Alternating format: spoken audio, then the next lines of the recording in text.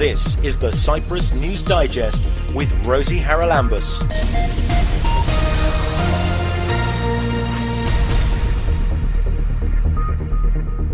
In this week's programme, we look in depth at the cause of the forest fires and our preparedness, and we find out that the danger alert system isn't even close to being ready.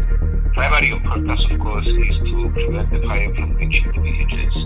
So you need to have this zone around the village where you don't have any grass that can burn and get the fire inside the village. And this is usually done using animals that graze. They haven't done it yet. I asked a parliamentary question about this, and I have an official answer from the ministry in May this year that they are still dealing with the tenders for the build-up of this software service. We had dreadful wildfires in Cyprus last week. It ended up with 2 people dead and about 93 homes completely destroyed. There's been a lot of talk since about how the fires were managed. I want to talk not about who should have done what when the fires had actually started, because I think that the fire brigade and the forestry department work very hard in these conditions.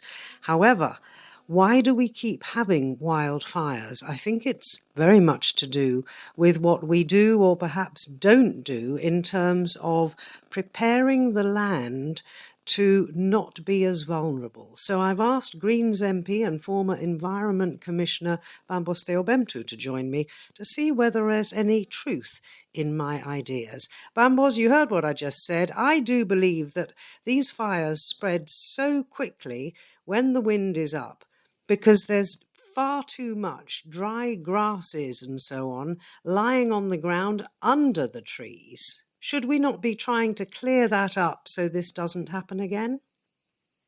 Well, you are right. The idea is to actually inspect an area and for each individual area devise a plan of how to protect the area. Primary importance, of course, is to prevent the fire from reaching the villages.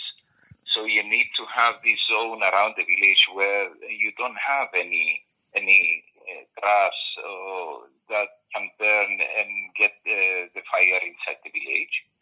And this is usually done using animals that graze.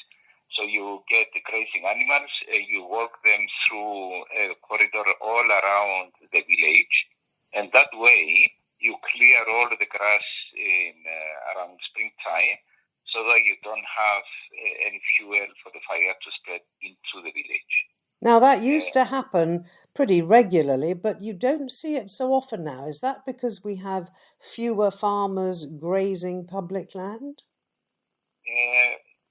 That, as well as the fact that usually they keep the animals in farms, it's much better for them to do that. You don't need somebody that knows how to handle the animals and go around in the middle of the day, in the summer, etc., or in the winter. So we're short of shepherds, basically, and they're feeding them hay and food that they've bought and feeding them inside the farms.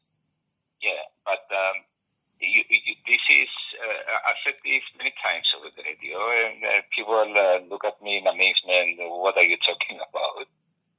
If you see through the literature and what is happening in other countries, you'll find this happening in a number of countries. The first time I heard about it was that I had an American explaining to me how they actually prevent fires from reaching their houses in California. So they do this. This is in preparation to have a clear area around the village before the arrival of summer. Okay, but let's just say that perhaps we have fewer people shepherding animals around villages. There are other methods to try and make sure that that dry grass which fuels these flames is dealt with in late spring perhaps, before it becomes a problem. Yeah, you can get somebody that will go over with a tractor, but the advantage of the animal is that it might be an area with high inclination. It might be difficult to get their machinery. That is the beauty of having animals grazing. You can pay somebody to do that particularly. But yes, you can use equipment to actually go through and plow the area so that you kill all the grass in a certain strip of land around the village. But there are other things. For instance, in Australia, they use special plants, cactus plants that will actually, you find it very difficult to set them on fire. So you build a wall where fire will take a very long time to get over this cactus fence.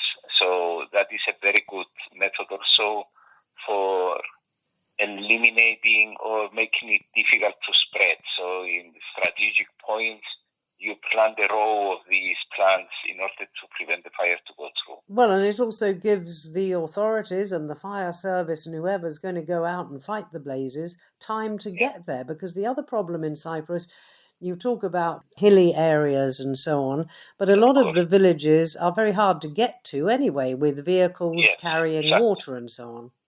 Exactly, yes. Now that you mentioned water, if you look at the Food and Agriculture Organization of the United Nations, FAO, on their website they have recommendations how to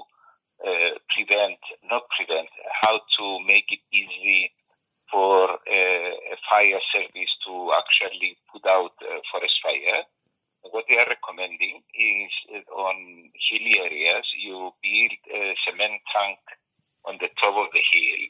So that will give you lots of stored water in case you need it in the area, so that the fire brigade, the truck, will not have to go to travel a long distance to fill up with water, have water where it needs it.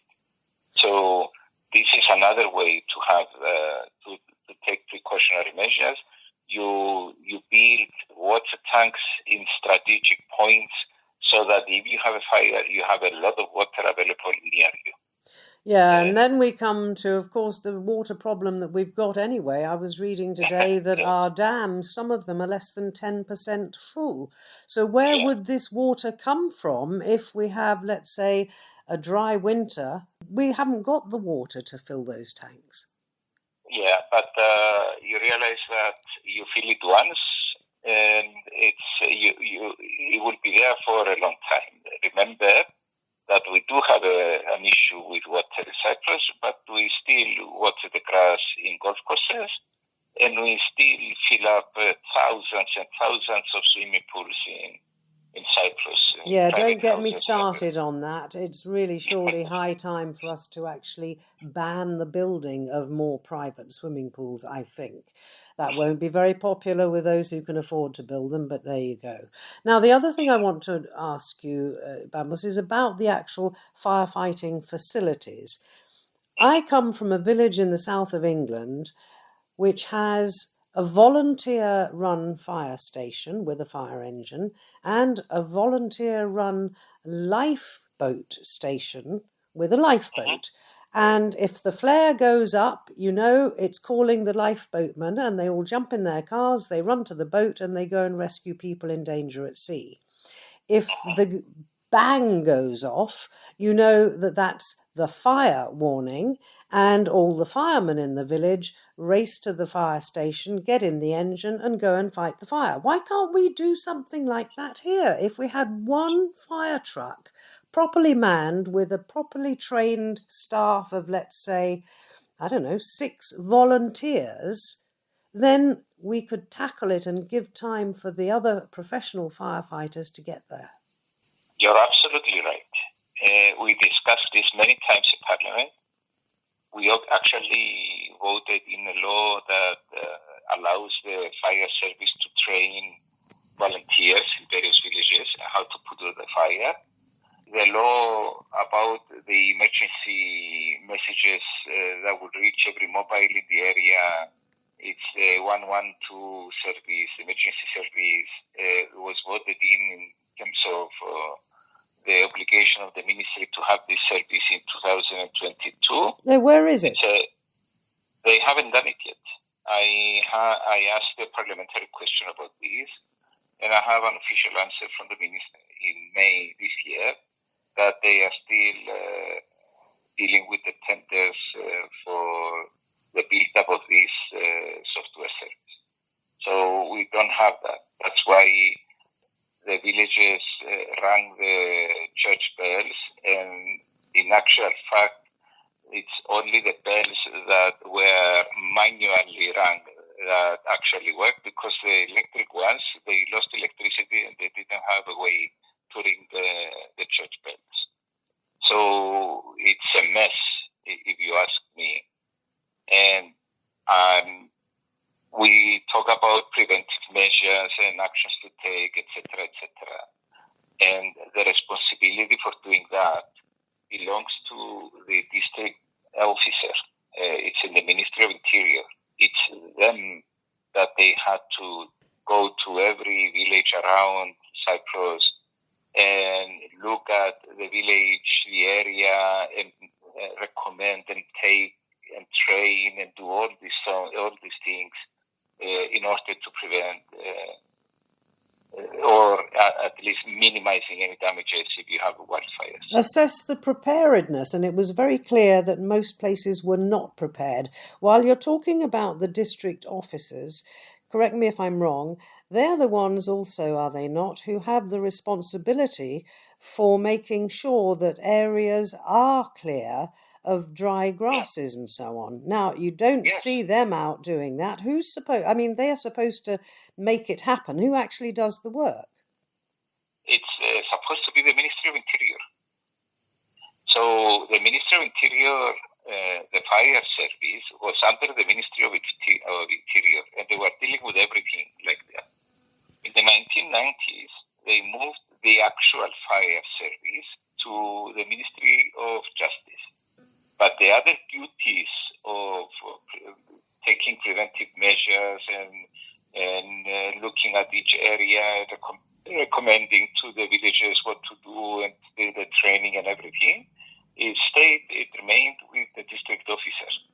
So it's the Ministry of Interior that has the responsibility of organizing the community, what to do, what is, which people are interested, to make sure that they actually train, buy them equipment, do all these work that needs to be done to get the village ready in case of fire, how to respond, and inform the people where to go as well in cases of emergency. Well, and that actually is something, considering the two people who sadly died trying to escape the flames, that is back to this 112 number, isn't it? Because depending on whether the wind changes and blows the fire in a different direction, you could be heading down a road with no turn-offs straight into the flames that have moved from one side to the other.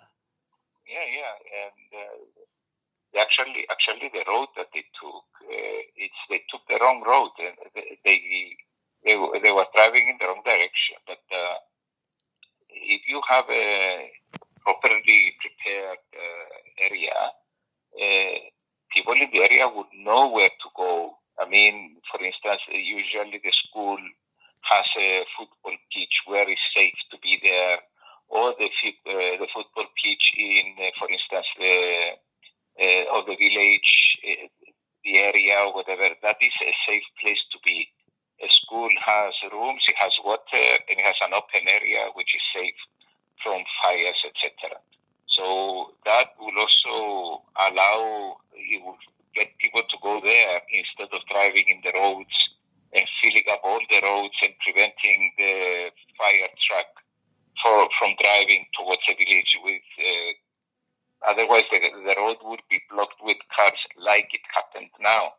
There were so many trucks, cars, etc. On the road that it was impossible to move, and it caused huge delays. And I guess that some of those cars were people rushing up to the area to try to help. So do we not need to inform the general public as to whether or not their offer of assistance is actually counterproductive? We need a coordinated organisation, don't we, when this happens, that everybody can tune into either on an app or indeed on radios to say, don't go here. If you're trained, go there. Yes, we need that. I know we talk about this.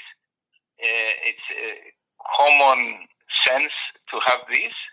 Now, why we don't have it, I don't know. It's one of the many questions that I intend to ask in Parliament on the 5th of August, where we will get all three ministers, ministers of justice, who had the responsibility for the 112 service, the emergency service, the responsibility of the fire brigades, the Ministry of Agriculture with the aeroplanes and the helicopters, the firefighting, people from the forestry, etc., and the Minister of Interior with all the preventive measures he should have done up to now. And that discussion, you realize that it would be a very difficult discussion to do, and I think it will be all over the news when it finishes. It is planned to last 4 hours, so you realize what's going to happen on the 5th of August. Yeah, and a lot of these ministers, of course, spend a lot of their time trying to blame somebody else. We don't get anywhere when we do this, Bambos, and all the comments from government people since the fires have tried to shift responsibility. Well, we did our best, but it's very clear that since this has been a problem for so many years, an awful lot of ministries, now you can't necessarily blame the top man, but he's there to carry the can, is he not? So if the ministries have not been doing what they should have done over the last, 15, 20 years, we've had so long to prepare for this, then somebody does have to carry the can, and it's no good saying, oh, well, that was before I got here. Of course, you're absolutely right. And while we are on this, I need to stress also the fact that in Cyprus, we don't do risk analysis. We don't have somebody that will sit down and say, okay, what are the future difficulties and dangers that we have to face? So, for instance, you say water issue. Okay, so who is going to deal with water? Who is going to do the planning and all this? What about forest fires? What about the energy issues? You need to do risk analysis and take plans, and you need to have the president coordinating this, because all the issues like the forest fires, like the fires in the countryside, all the issues that are responsibilities of various ministries, we don't get ahead with them. They usually are the issues that are never solved. So you need the president to actually go and find solutions and appoint somebody to chase after the ministries to get this done. But not another committee, please. No. I've been in some of these issues under the president. It's because you report to the president. They sit together, they do a plan. Or the ministries sit together, they do a plan, and you have somebody that reports to the president that follows the implementation of the plan. So if you are a minister and you say, I'm going to do this, you have somebody looking over your shoulder to see whether you have done it or not and report to the president. So it makes it very difficult to disregard what you, or forget and not do, or find any excuses for not doing something that you promised to do. Okay, and let's talk about the role of Parliament. You are an MP. Now, I know that you can't, as a body, pass a law that requires the government to spend money that isn't in its budget. So let's take your water tanks in outlying areas. That would have to be put forward by the executive, would it not? Because it would have to be put into the budget, otherwise they'll send it to the Supreme Court and it'll come back and we won't have water tanks. Yes, this is not something that we can do in Parliament. But after saying that, I sat down and looked at the laws that we have in force and see, was there anywhere any legal enforcement of government to take preventive measures?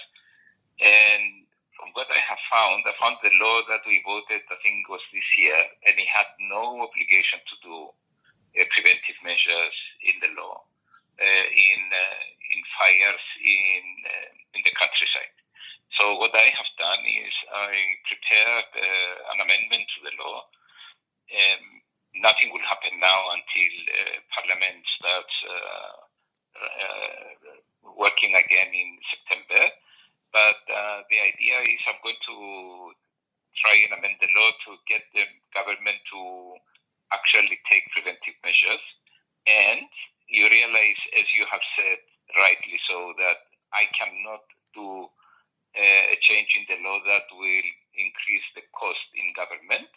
But I want to see what their response will be to this. I mean, after this fire, will they come in Parliament and dare to say you cannot do this because it will increase the cost of government?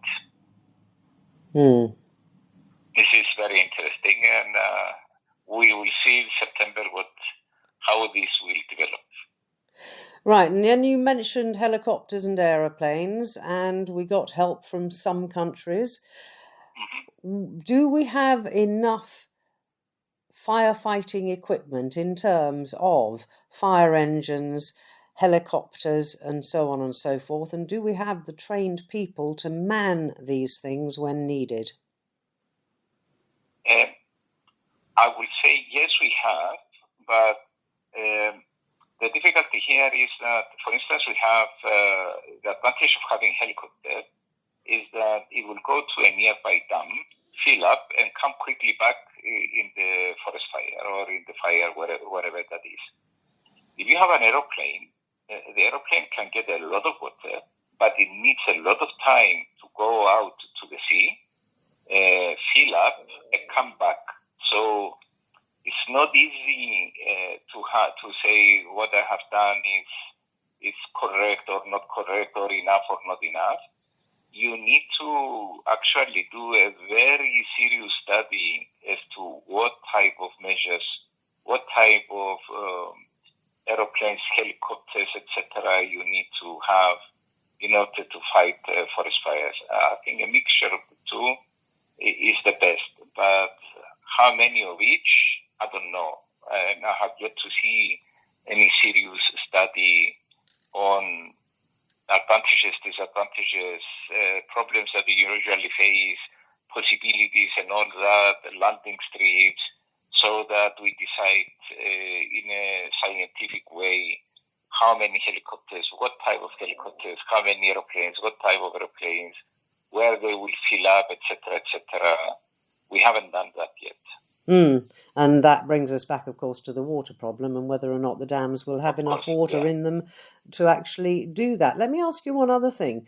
You're an environmentalist. Do tell me the effect on the land of fire retardant when it's dropped. I was asked many questions about this. I had a lot of phone calls because they actually dropped the fire retardants near the children's campsite. Parents were worried. From what I found is that it's dangerous if it's dropped on you. But if you are in an area where they actually drop this, it's not any danger. I didn't see anything dangerous in being in an area where they drop this.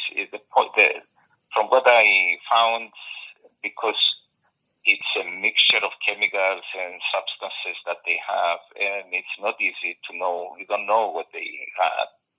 But generally speaking, from what I found, the danger is if they drop it on you, not if you are in an area where they drop it. Yes, but what effect does it have long-term on the soil and the regrowth of any vegetation in those areas? I think after the first rains, you don't get any danger. Remember that in the European Union, we have a very strict directive as to the chemicals that you can use in nature. So if one puts his trust on the directives and the obligations, you are more assured that it will be okay.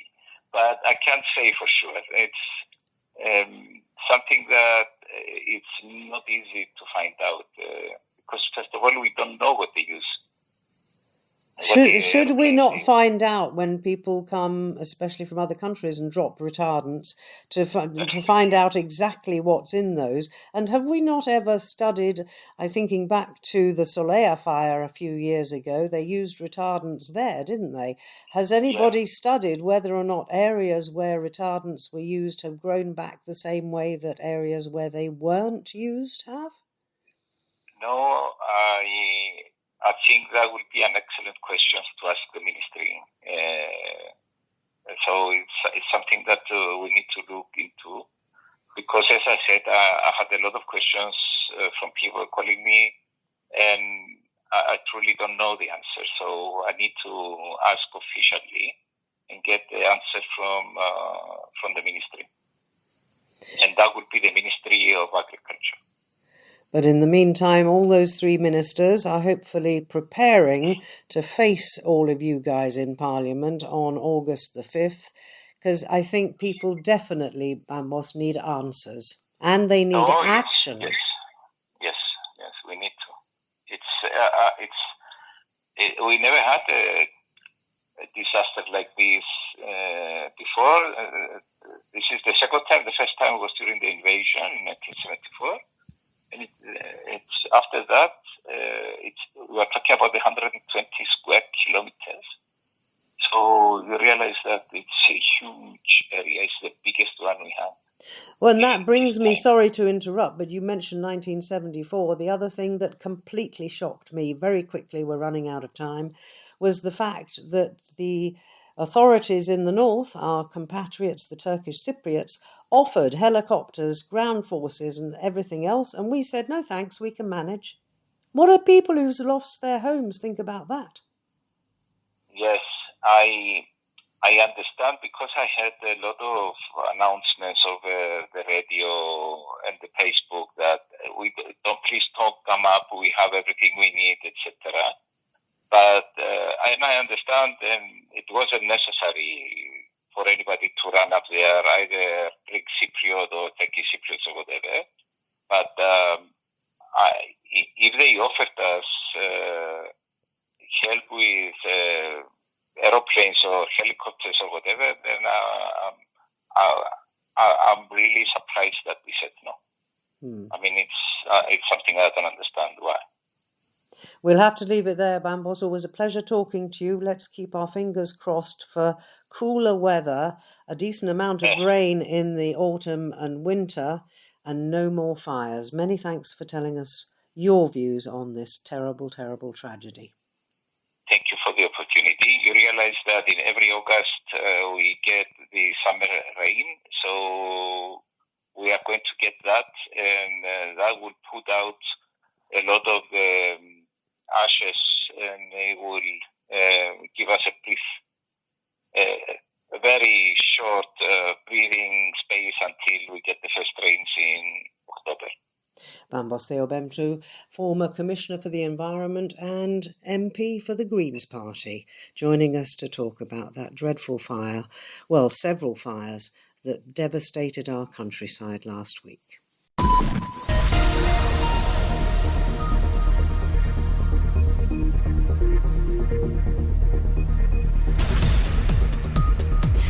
Well, that about wraps up this edition of the Cyprus News Digest. Many thanks for your company.